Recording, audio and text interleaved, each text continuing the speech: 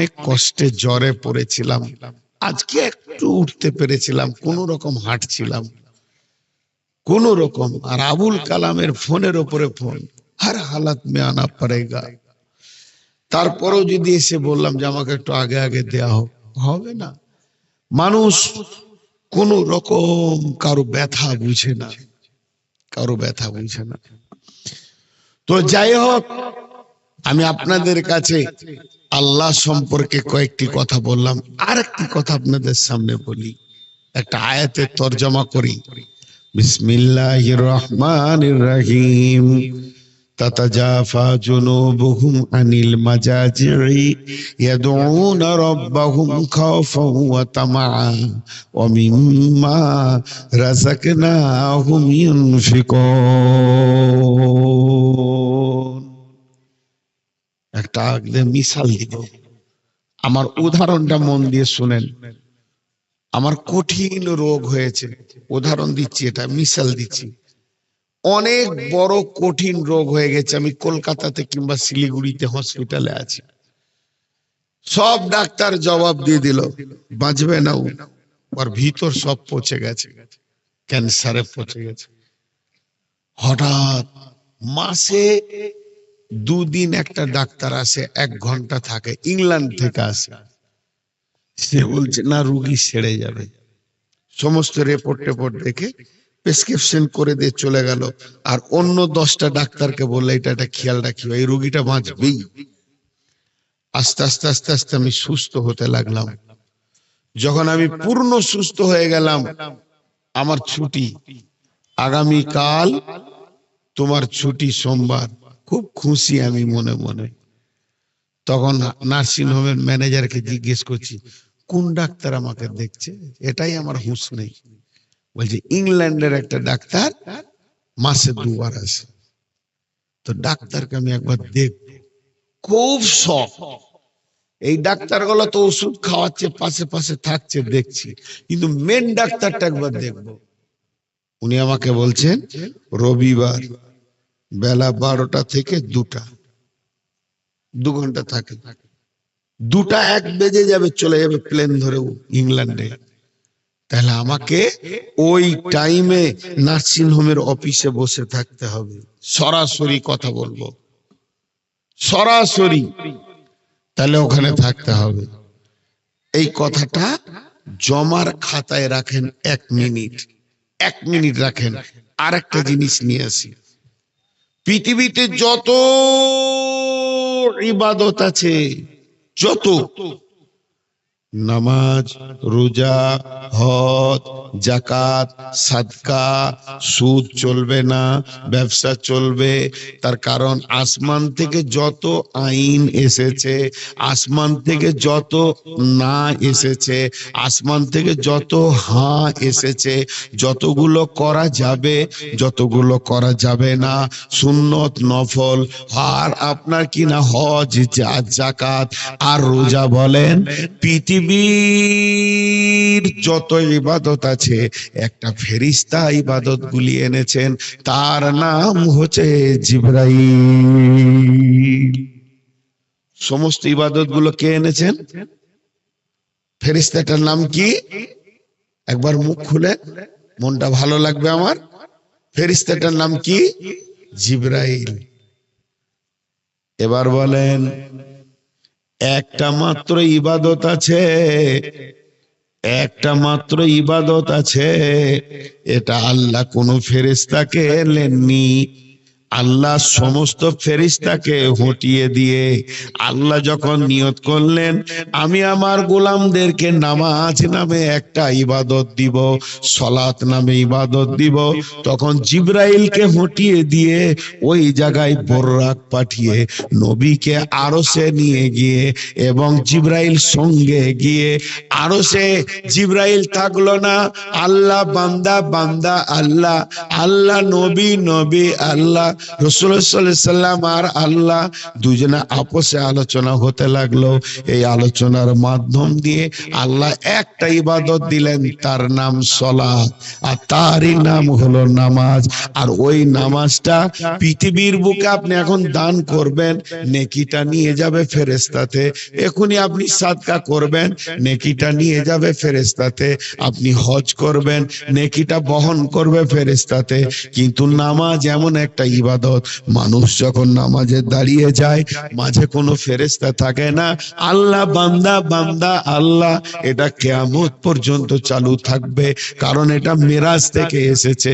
এবার আল্লাহ তাবারাক ওয়া তাআলা কি বলছেন, গোলাম রে, ডাক্তারকে যদি তোকে দেখতে হয় বেলা 12টা থেকে 2টো পর্যন্ত বসে থাকতে হবে, তা আমার সঙ্গে যদি তোরা সরাসরি কথা বলতে চাস, এত জোহরে মুয়াজ্জিনের মাধ্যম দিয়ে ডাকা হলো, আসরে মুয়াজ্জিনের মাধ্যমে ডাকা হলো, ফজরে মুয়াজ্জিনের মাধ্যমে ডাকা হলো, মাগরিবে মুয়াজ্জিনের মাধ্যমে ডাকা হলো, এশায় মুয়াজ্জিনের মাধ্যমে ডাকা হলো, কিন্তু আমি আল্লাহর সঙ্গে যদি তোর সরাসরি কথা বলতে মন যায়, আল্লাহ বান্দা, বান্দা আল্লাহ, মধ্যখানে কেউ থাকবে না। তাহলে এক কাজ কর, গভীর রাত্রিতে আঁধারে ওঠ। আমি রাতটাকে বেশি পছন্দ করেছি। কেন পছন্দ করেছি? সুবহানাল্লাযী আশরা বিআবদিহি লাইলাম মিনাল মাসজিদিল আকসা ইলাল মাসজিদিল হারাম। سبحان الذي أسرى بعبده ليلا من المسجد الحرام إلى المسجد الأقصى الذي باركنا حوله لنوريه من آياتنا إنه هو السميع البصير। ওরে আমার গোলাম রে, আমি আমার নবীর জন্য রাতটা পছন্দ করেছিলাম। তিনার মেরাজ হয়েছিল রাত্রিতে। রাত্রিতে মানুষের কাজ থাকে না, চিন্তা থাকে না, নিঝুম, মনটা ভালো থাকে। কিছুক্ষণ ঘুমিয়ে নিবি, তারপরে গভীর রাত্রিতে উঠবি, যে 4খানা আমল করবি। তাতাজাফা জুনুবুহুম আনিল মাজাজি, প্রথম নম্বর বিছানাটা ছাড়বি। ইয়াদউনা রাব্বাহুম খাওফান ওয়া তামা, তুই তোর রবকে ডাকবি উজু করে, 2 রাকাত নামাজ পড়বি, রবকে ডাকবি ভয় আর আশার মধ্যে, ভয় আর আশার মধ্যে ডাকবি। খাওফান ওয়া তামা ওয়া মিম্মা রাযাকনাহুম ইউনফিকুন, আর গভীর রাত্রিতে দান করতে শেখ। যখন পৃথিবীটা নিঝুম হয়ে যাবে, তখন তুই গোপনে গোপনে দান করবি, তো দেখবি তোর সঙ্গে রবের কানেকশনটা কেমন লেগে যাবে। জি ভাই, আমরা আমাদের রবকে চিনতে পারছি না। রবের পরিচয় আর কি দিব? গভীর রাত্রিতে একা একই দান করবি, কেউ তোর খবর রাখবে না, কেউ তোর খবর রাখবে না। উঠাউঠি করবেন না, খুব অল্প টাইম আছে। আমি শুধু মানুষ বলবে যে কমিটি দাওয়াত দেয়নি, মিথ্যা করে নাম ছেড়েছে, তাই এসে একটু মোলাকাত।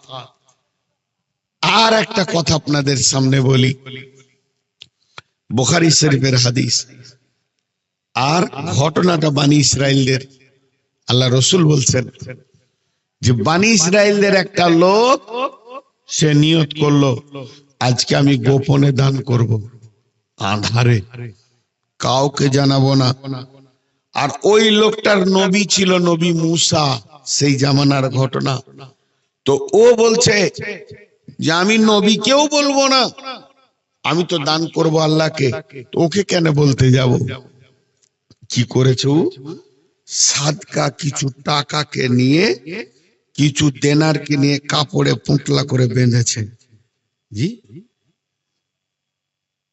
বেঁধে ও আঁধারের রাস্তায় হাঁটছে। হাঁটতে হাঁটতে একটা লোকের কোলে টুক করে দিয়ে চলে গেল। লা তাসাদদাকনা বিসাদকাতিন ফাখারাজা বিহি বিসাদকাতিহি ফাওয়াজা আহাফি আদিস সারিকি, ঘুরতে ঘুরতে দিয়ে দিল। ফাসবাহু ইয়াতাহাদ্দাসুনা তুসদ্দিকাল লাইলাতা আলা সারিকি ওই সাদকার টাকাটা নিয়ে ঘুরতে ঘুরতে কাকে দিব কাকে দিব কাকে দিব, এই মন কাকে দিব আঁধারে, সে যেন আমাকে চিনতে না পেরে একটা যুবকের কোলে টাকাটা ফেলে দিয়ে চাদরে মুখটা ঢেকে নিয়ে গুলকি দিয়ে পালিয়ে গেল। একদম এত গোপনে দান করেছে, পৃথিবীর কেউ জানে না, শুধুমাত্র আল্লাহ জানে। কিন্তু সকালবেলা যখন হয়েছে, এখানে 5টা লোক, ওখানে 10টা লোক, চায়ের দোকানে 5টা লোক, সবাই খালি কথা বলা বলি করছে। ওরে বন্ধুরে, খবর শোন, গ্রামে কি ঘটেছে জানিস কি? বলে আজকে একটা নতুন ঘটনা ঘটে গেছে। বলে কি ঘটেছে? আজকে রাত্রি থেকে দান করেছে গোপনে, অনেকটি টাকা দান করেছে, অনেকটি স্বর্ণ মুদ্রা দান করেছে, করবি কর, একটা চোরকে দিয়েছে। টাকাটা চোরের হাতে পড়ে গেছে। এবার ও কাঁদছে আল্লাহর কাছে, আল্লাহুম্মা লাকাল হামদ আলা সারিকে, এই আল্লাহ, আমি গোপনে দান করলাম, কাউকে জানাবো না, নিয়ত করলাম, টাকাটা চোরের হাতে চলে গেল। আহা, আমার গোটাটাই লস। আচ্ছা ঠিক আছে, আজকে আরেকবার করি। ঠিক টাকা নিয়ে ঘুরছে, ঘুরতে ঘুরতে ঘুরতে ঘুরতে মন মন মন, কোন ছেলেকে দিব না, চোর হবে, আজকে বেটি ছেলেকে দিব, মেয়ে মানুষকে দিব। তো দেখছে চৌমোহনীর মোড়ে একটা মেয়ে পার হয়ে যাচ্ছে, ওর কোলে টাকাটা ফেলে দিয়ে আঁধারে পালিয়ে গেল। সেই জামানা তো আর লাইট ছিল না, এরকম জেনারেটর ছিল না। আঁধারে যখন চলে গেল, فأصبحوا يتحدثون تصدق الليلة على السارق আর تصدق الليلة على الزانية। আবার সকালবেলা কথা শুরু হয়ে গেল। খবর তো ভালোই জমে গেছে, প্রথম দিন দিয়েছিল চোরকে, আজকে আবার দান করেছে। কে করেছে জানি না রে ভাই আমার, গোপনে গোপনে দান করেছে, তো বেশ্যাকে দিয়েছে, রান্ডিকে দিয়েছে। যা, প্রথম দিন চোর, দ্বিতীয় দিন বেশ্যা রান্ডি মেয়ে। তাহলে কি আমার সাদকাটা কবুল হচ্ছে না নাকি রে? এত গোপনে দান করছি, নবীকেও বলছি না, আমার সাদকা আমার আল্লাহ জানবে, এই নিয়তে দান করছি। তাহলে কি গোলমালটা কোথায়? আচ্ছা আর একবার দেখি, 3 ফিরাটাই ভালো। আবার সাদকা নিয়ে বের হলো, কোন মেয়েকে দিব না, কোন বেটা ছেলেকে দিব না। এবার বুড়া খুঁজছে, যে থুথুড়ে বুড়া, ও না আছে জীবন যৌবন, না চোরবতে জওয়ানি, না ও চুরি করতে পারবে সে ক্ষমতা আছে। তো দেখছে চৌমোহনী মোড়ে একটা বুড়া বসে বসে খক খক করে কাশছে, ওর কোলে ফেলে দিল, আবার গোপনে পালিয়ে গেল। যখন গোপনে পালিয়ে গেল, ফাঁস বাহুয়া তাদাসুনা তুসুদ্দিকাল লাইলাতা আলাল গানি, সকালবেলায় আবার কথা আলোচনা হচ্ছে, মজা লেগে গেছে রে। এমন সময় মজা চলছে, প্রথম দিন দিল চোরকে, দ্বিতীয় দিন দিল বেশ্যাকে, আজকে দিয়েছে এই এলাকার মধ্যে সব থেকে বড় লোক বখিলকে। কঞ্জুস, হাড় কিপটে মাল, একদম ওর কোলে পড়ে গেছে। এবার যে দান করছে সে তো জানছে যে আমি করছি, আল্লাহু আকবার। সে কাঁদতে লাগলো। কি বলে কাঁদছে?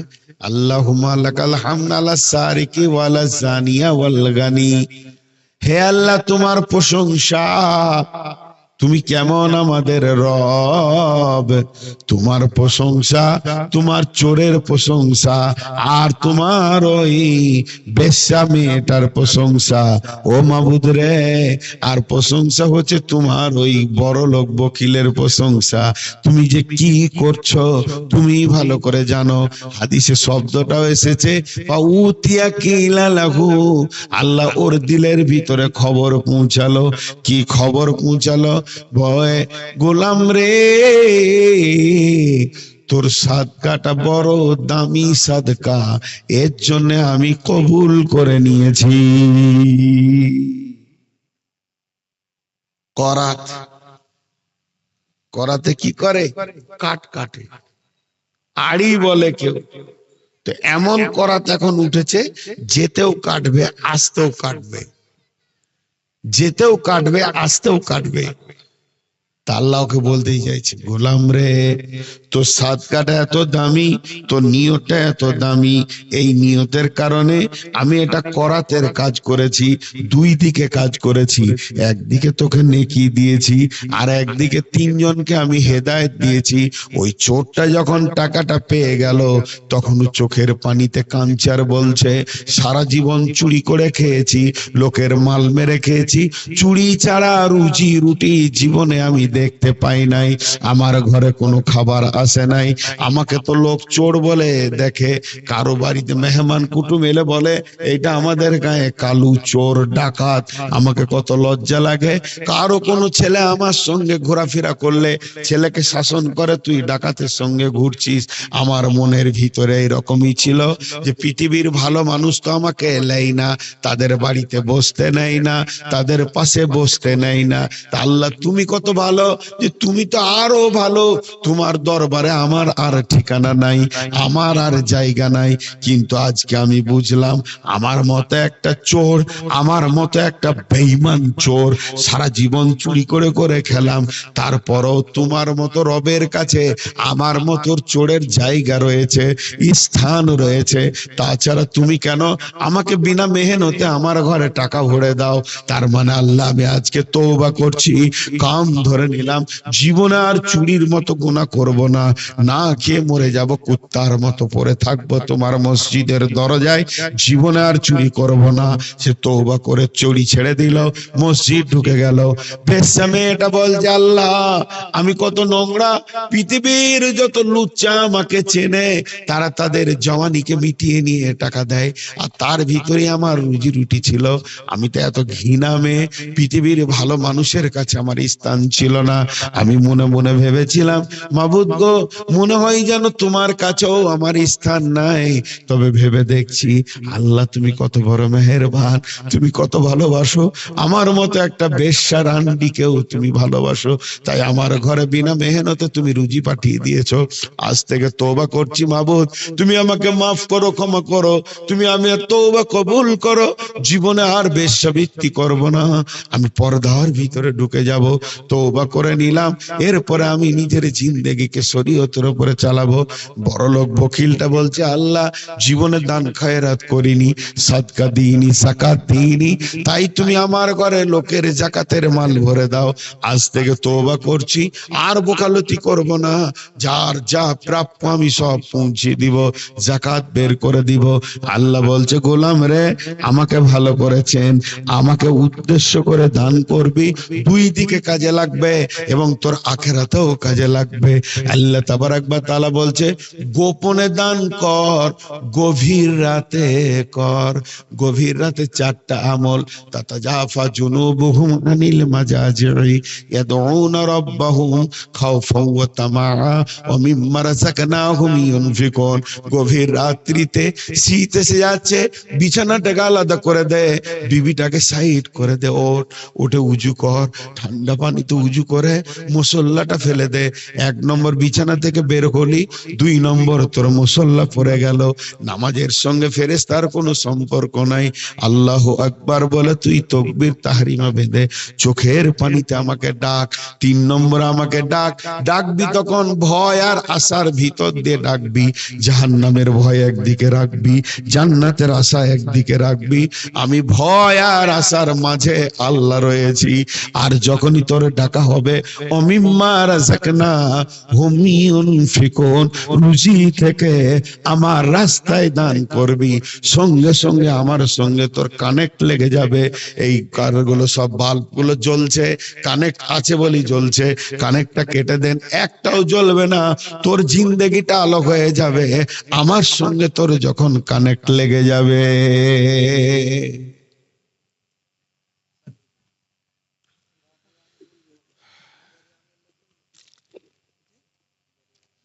এরকম যদি মাইক হয়, জাহান্নামেও জায়গা হবে না। কি কষ্ট হচ্ছে। তো ভাইয়া, আপনারা আমার ভাই, আমি আপনাদের ভাই, পুরা 1 ঘন্টা চালালাম, আপনাদের মনে হচ্ছে যেন 2-10 মিনিট বলেছে, কিন্তু আমি বুঝছি। তো এখন আমি আপনাদের সামনে একটা আবদার করে আমি বিদায় নিতে চাইছি। আমি অনেক কঠিন অসুখে আছি, 400 সুগার, উঠবেন না একজন। আমি যেমন কষ্ট করে চালালাম 1 ঘন্টা, আমি আপনাদের কাছে 5টা মিনিট চাইছি, উঠবেন না। কারণ আমারও হক আছে আবদার করা।